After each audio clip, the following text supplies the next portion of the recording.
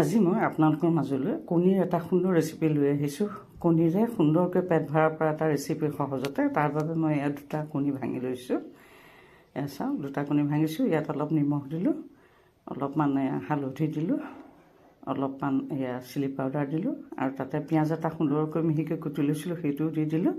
আৰু তাতে এয়া কেঁচা পকা জলকীয়া, যিকোনো জলকীয়াই দিব পাৰে, দি পেলাই ঘুটিলোঁ আৰু টেৱাখন পাতি দিলোঁ। গেছটো জ্বলাই ইয়াতে অকণমান সৰিয়হৰ তেল দিছোঁ। চাওক, তেলটো গৰম হোৱাৰ লগে লগে মই কণীৰ মিশ্ৰণটো ইয়াতে মই সুন্দৰকৈ ঢালি দিলোঁ। চাওক, অতি সহজে বনাই খাব পৰা এটা সুন্দৰ ৰেচিপি। পেট ভৰি যায়, অতি সহজতে বনাই খাব পাৰি। ইয়াতে কি কৰিলোঁ, মই চাওক ৰুটি এখন সুন্দৰকৈ ভাজি থৈছিলোঁ, অকণমান ঘি সানি সেইখন ইয়াতে দি দিলোঁ। দি পেলাই ইয়াতে মই অকণমান জালুকৰ গুড়ি ছটিয়াই দিলোঁ। দি পেলাই ইয়াতে অকণমান মই নিমখ ছটিয়াই দিলোঁ।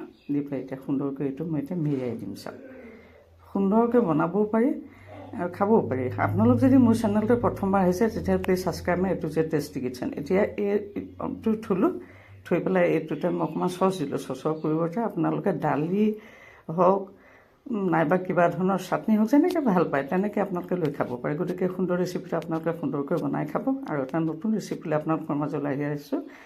ভিডিঅ'টো পঢ়িলে পৰা শেষলৈকে চোৱাৰ বাবে